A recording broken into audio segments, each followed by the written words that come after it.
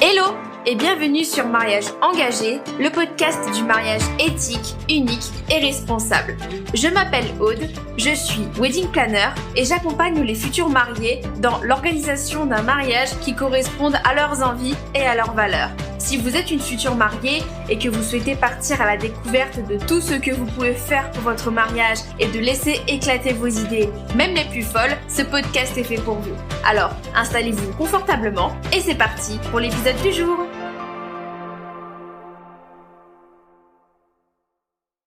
Hello tout le monde, j'espère que vous allez bien et je vous souhaite la bienvenue dans l'épisode 71 de Mariage Engagé. Et aujourd'hui, pour le sujet du jour, j'avais envie de lancer un débat. Alors même plus qu'un débat, c'est une véritable réflexion que j'ai eue et que je pense vous êtes nombreuses à avoir quand on parle de mariage et bien entendu quand on parle aussi de budget. Alors, je ne vous apprends rien en vous disant que le budget reste quand même un élément clé de l'organisation d'un mariage parce que on va quand même se l'avouer, c'est compliqué de faire des choses sans budget, surtout dans les temps actuels où les prix s'affolent plus vite que les fans quand ils apprennent qu'une nouvelle adaptation de Disney va être faite en live action. Voilà, ça c'était pour la petite blague. Mais dans ce cas-là, on arrive quand même au moment où on peut se poser la question, surtout quand on discute avec d'autres mariés qui ont peut-être une vision des choses relativement différente de la nôtre, on arrive à se poser la question, mais au final, quand est-ce qu'on peut dire qu'un mariage n'est plus un mariage à petit budget ? Et c'était important pour moi de vous livrer ma vision des choses, ma réponse en quelque sorte sur ce sujet, parce que comme énormément de choses, ça va venir dépendre de plusieurs critères, mais c'est également une réflexion qui est propre à chacun et qui, bon là je vous fais un petit spoiler, va aussi venir dépendre de plusieurs critères, que ce soit votre histoire, la façon dont vous voyez les choses, votre expérience, etc., etc. C'est pour ça que deux personnes n'auront sans doute pas la même vision des choses, parce que le sens qu'elles vont mettre derrière chaque mot va être complètement différent. Donc, sans plus attendre, rentrons dans le vif du sujet de cet épisode. Donc, pour que ce soit un peu plus lisible, j'ai axé ma réflexion en 4 parties. Alors oui, un petit peu comme dans nos chères dissertations du lycée. Mais voilà, si vous écoutez le podcast depuis longtemps, vous savez que j'aime bien organiser ma pensée, on va dire à 85% du temps.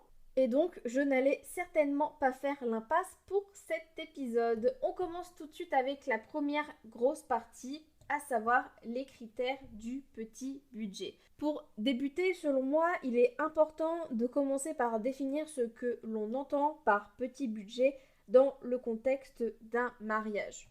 Et là, on en revient à ce que je disais il y a quelques instants, cela peut varier en fonction de plusieurs critères. Par exemple, en fonction de la culture, de là où vous habitez, des époques aussi. On en parlait dans un précédent épisode, mais organiser un mariage dans les années 70 ou dans les années 90, c'était extrêmement différent d'organiser un mariage en 2023. Donc c'est sûr que si jamais vous demandez à vos grands-parents ou à des personnes encore plus âgées qui sont peut-être mariées il y a 60-70 ans, c'est normal que si vous leur posez la question, pour vous c'est quoi un mariage petit budget, leur réponse va aussi être différente de la vôtre.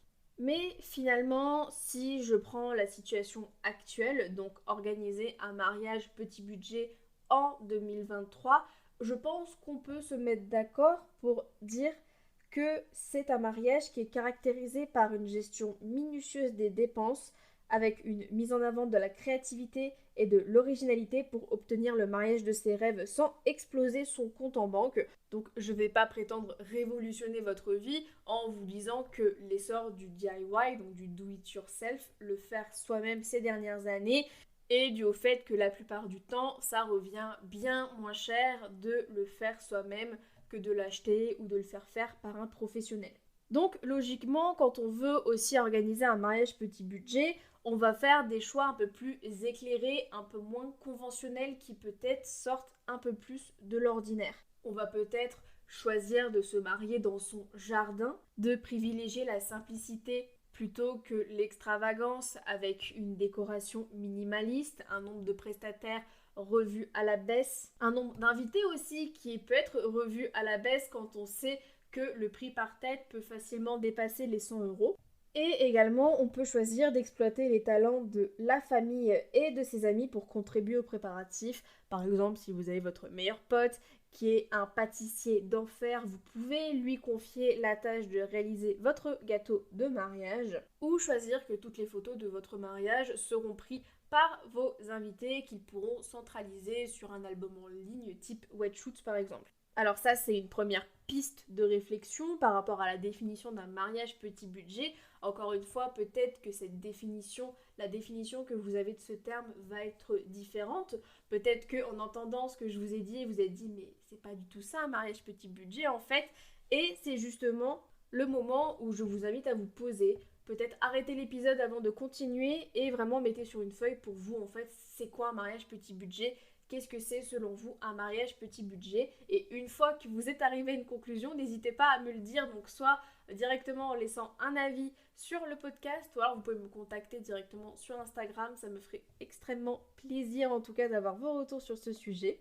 Ça montrera que j'ai bien fait mon travail. Et surtout, je voulais aussi revenir sur un point important du mariage petit budget, c'est qu'en fait, la décision d'organiser un mariage petit budget peut venir de plusieurs facteurs.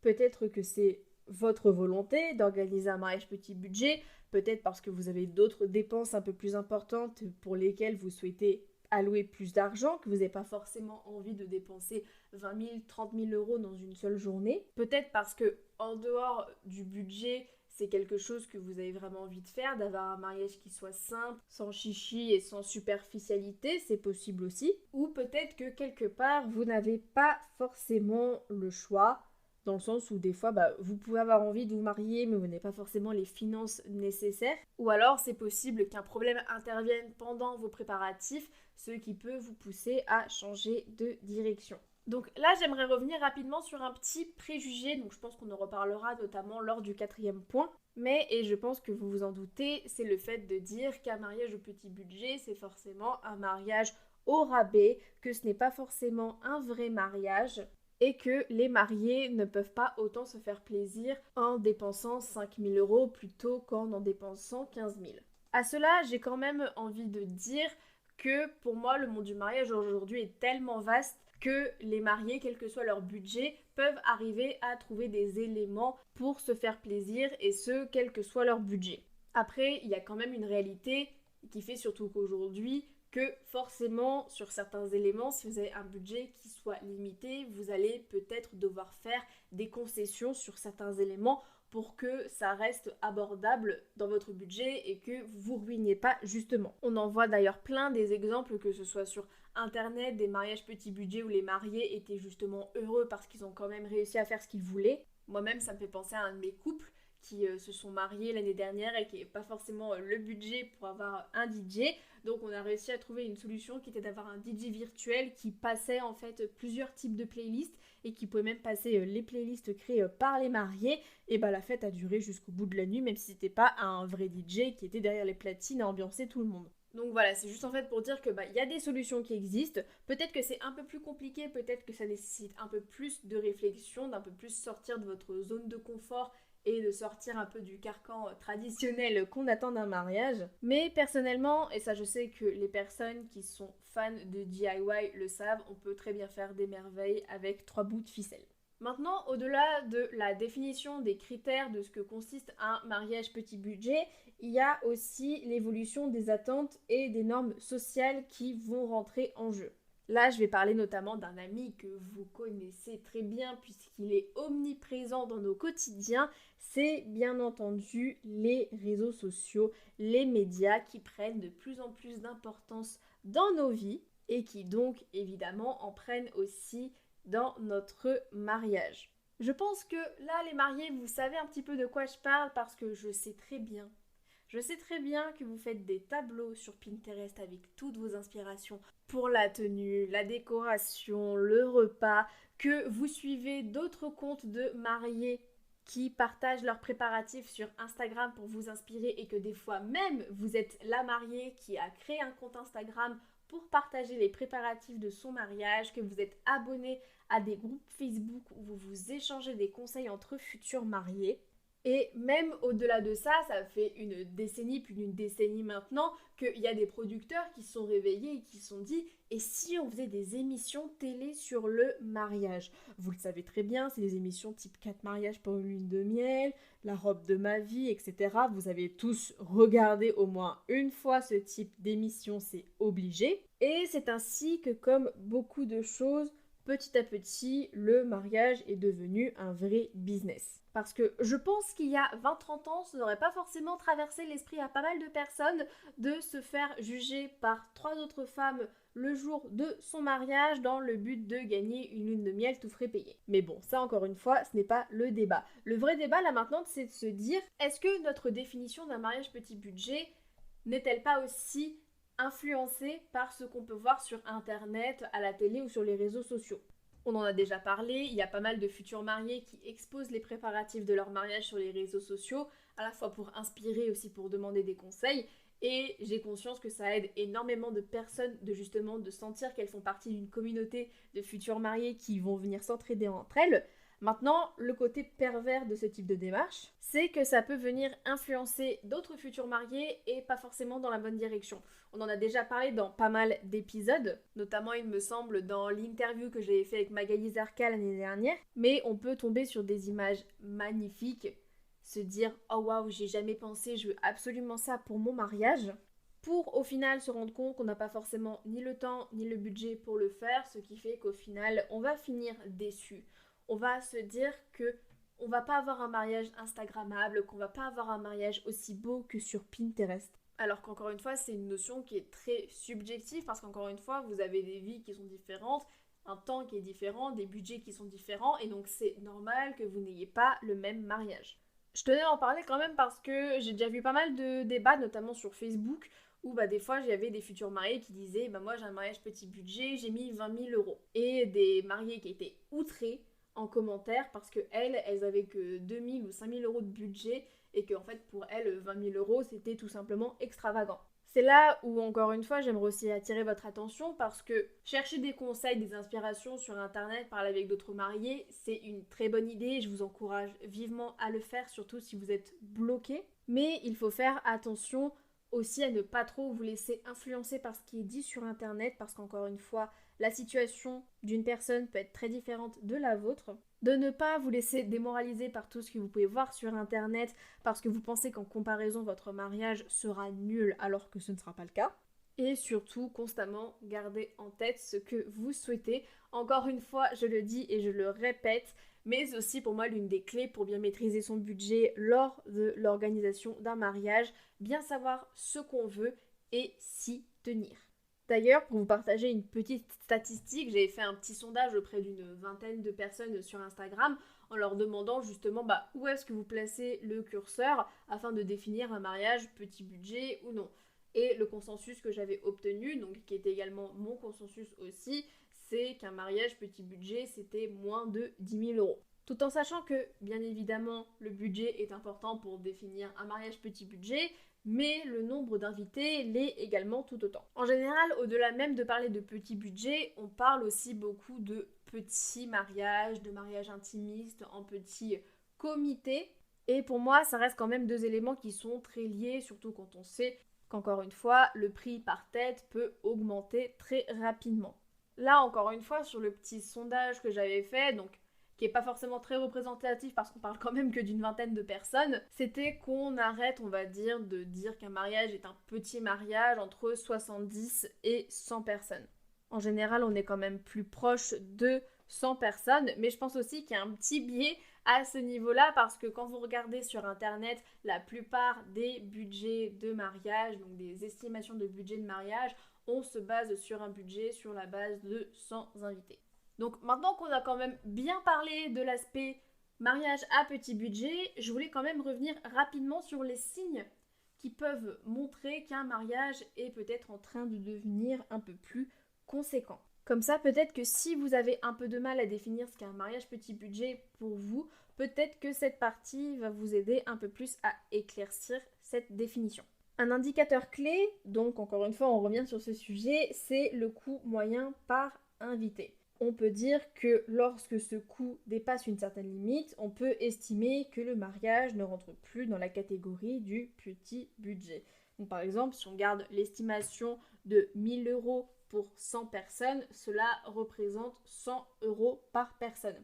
Et c'est quand même un chiffre qui peut, encore une fois, très vite gonfler, sachant que le lieu et le traiteur représentent en général plus de la moitié du budget du mariage et qu'il faut compter toutes les autres dépenses. Donc tout ce qui va être animation, cadeaux, transport, hébergement si vous le prenez en charge, etc., etc. De plus, on peut dire aussi que l'utilisation de prestataires spécialisés et de lieux de réception plus prestigieux peut aussi marquer cette transition. Par exemple, si vous vous mariez dans un vrai château, et là je parle pas d'un domaine viticole dans le Beaujolais, mais d'un vrai gros château avec une location à 10 000 euros, ou peut-être des prestataires un peu plus nichés, par exemple peut-être des traiteurs sur une certaine partie du monde, ou même des traiteurs véganes, végétariens ou zéro déchet, parce que pour avoir effectué des recherches dans le cadre de mariage, le coût est en général plus élevé que pour des traiteurs traditionnels. Un autre point également, toujours dans la catégorie des prestataires, on peut estimer que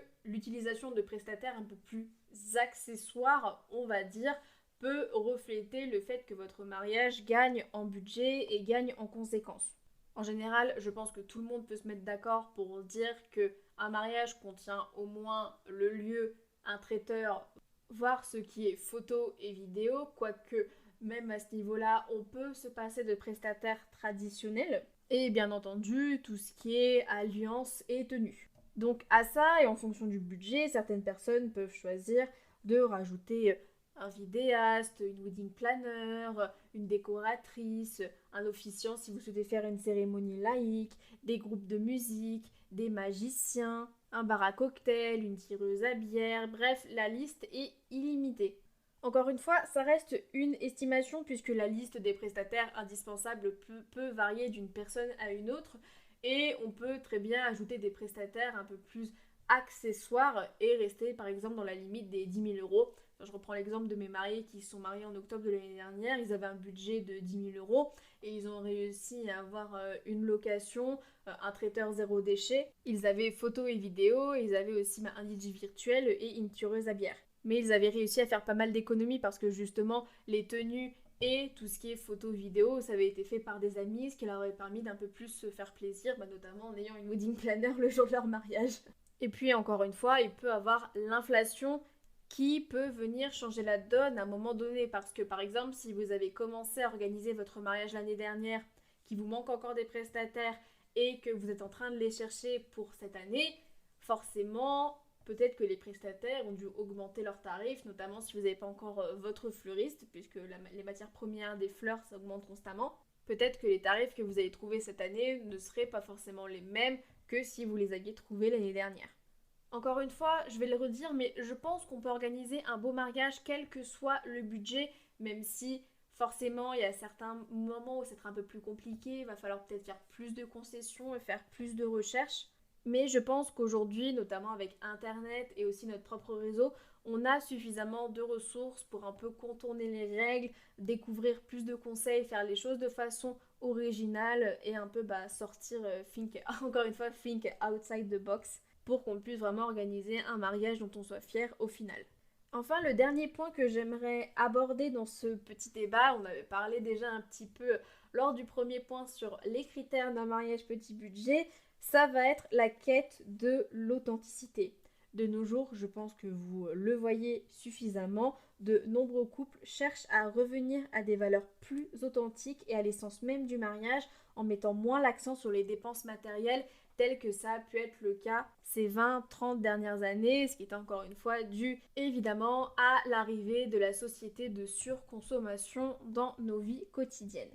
Je pense que la réflexion qui se fait chez beaucoup de personnes, c'est que en fait beaucoup de couples vont réaliser que la véritable essence de leur union réside dans les moments partagés avec leurs proches, peu importe le budget. C'est donc pour ça qu'ils vont opter pour des célébrations peut-être plus intimes et personnelles, ce qui peut ramener le coût global à un niveau plus abordable. Peut-être que leur bonheur, c'est de faire leur mariage dans un restaurant avec une vingtaine de personnes et ensuite aller en boîte faire la fête. Et c'est tout aussi bien. Je me rappelle quand mon père s'est remarié. Bon, il s'est remarié mais avec la même femme, bref. Et quand il a renouvelé ses vœux, c'était en 2018. Ils ont juste fait une cérémonie à la mairie, il y avait juste la famille. Ensuite, on est allé manger dans un bistrot Régent. Il y avait une pièce montante nougatine parce que ma belle-mère adore la nougatine. Et puis ensuite, on a fait notre vie de chacun de notre côté. Et puis on est allé au bowling le soir. Bon, aussi, c'est pas le même âge, vous me direz, mais c'était juste pour montrer que y a des couples qui peuvent choisir de faire les choses de façon différente, de pas s'encombrer d'un traiteur, d'un lieu, d'un photographe, etc. et qui en seront tout aussi heureux. Mais encore une fois, si ce ne sont pas des choses qui vous concernent et que vous voulez vraiment un mariage de princesse avec un château, une belle robe, le gâteau, la fête jusqu'à pas d'heure, etc. Encore une fois, il n'y a pas de souci. C'est même l'un des mantras de ce podcast et même de mon travail en tant que wedding planner que j'ai pu accomplir ces 2 dernières années, c'est de faire le mariage que vous voulez, quel que soit le budget et quelles que soient vos envies. Et c'est pas parce que vous allez mettre 5 000 ou 500 000 euros de budget que ça veut dire que votre mariage n'en sera pas plus beau. Au contraire. Pour certains, un mariage à un petit budget, ça peut signifier une célébration intime avec la famille et les amis proches, une décoration en DIY pleine de charme et des choix budgétaires malins. Et pour d'autres, c'est peut-être un mariage qui inclut quelques éléments plus extravagants, une animation spéciale, un lieu plus exceptionnel. Et puis, il y a les mariages grandioses qui offrent tout ce que l'on peut imaginer, de somptueuses tenues, des fleurs luxuriantes, des repas gastronomiques, bien plus encore. Donc là, ça me fait penser au dernier mariage que j'ai fait en juin, donc qui était un mariage de 200 personnes, un mariage multiculturel, où évidemment il y avait des changements de robes, il y avait une limousine, de la fumée, des jeux de lumière, évidemment une cérémonie du henné puisque c'est traditionnel, et des personnes qui étaient ultra motivées et qui ont flammé le dance floor dès 20h. Tout ça pour vous dire, en fait, le but de cet épisode, en plus d'amener à la réflexion sur l'idée du mariage petit budget, c'était aussi de vous amener sur une réflexion un peu plus profonde et vous pousser vraiment à réfléchir sur, en fait, pour vous, c'est quoi le mariage ? Qu'est-ce que c'est le mariage pour vous ? Qu'est-ce qui vraiment va vous rendre heureuse le jour de votre mariage ? Qu'est-ce que dans 10 ans, quand vous allez regarder les photos, vous allez vous dire « ça, je l'ai fait ». Et je suis hyper contente de l'avoir fait. Si je devais le refaire, je le ferais exactement de la même façon. Chacun a sa propre vision du mariage de rêve et les considérations budgétaires varient donc énormément en fonction de la région, des préférences personnelles, des priorités. Et encore une fois, l'important c'est de vraiment réussir à trouver un équilibre entre réaliser ses rêves tout en préservant sa santé financière. Je l'ai martelé tout au long de cet épisode, mais je pense que c'est possible. Et j'espère que les quelques petits exemples que j'ai pu vous donner par-ci par-là pendant l'épisode vous auront au moins inspiré à vous aussi peut-être prendre des décisions un peu plus originales, que ce soit pour des questions budgétaires ou même tout simplement parce que vous en avez envie. Cela dit, et je pense que c'est sur ces quelques mots que je vais clôturer cet épisode, l'essentiel c'est vraiment de se concentrer sur ce qui compte vraiment pour vous. Et je pense pour tout le monde, à savoir de célébrer l'amour et l'union entre 2 personnes qui s'aiment, qui vont passer leur vie ensemble avec ceux qui nous sont le plus chers, peu importe le nombre de personnes et peu importe le budget que vous allez mettre. Donc sur ces quelques mots, j'espère sincèrement que cet épisode vous aura plu. Moi je sais que j'ai pris énormément de plaisir encore une fois à le préparer et à le tourner pour vous le présenter aujourd'hui. J'espère vraiment qu'il vous aura inspiré, qu'il vous aura aidé à la réflexion et que vous allez un peu plus vous rapprocher du mariage de vos rêves avec ces petites astuces.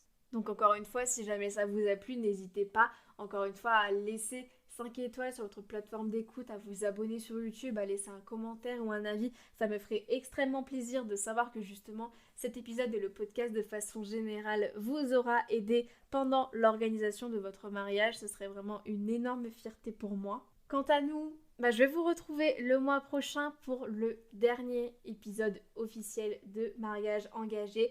Je vous avais averti, il y aura une petite conclusion en janvier, mais le dernier épisode, ce sera vraiment le mois prochain en tant que tel. Et en plus, ce sera un épisode spécial Noël. Donc voilà, j'avais fait des épisodes un peu thématiques tout au long du parcours du podcast. Et donc, évidemment, qui dit fin d'année dit Noël. Donc il était évident que j'allais faire un épisode sur ce sujet-là. Donc si jamais ça vous a un petit peu hypé, n'hésitez pas à vous abonner pour recevoir une notification quand l'épisode sortira. J'ai vraiment super hâte, je sens que ça va être trop bien. Et en attendant cet épisode, écoutez, je vous souhaite de passer un bon mois de novembre, un bon début décembre. Et puis on se retrouve très vite pour le dernier épisode.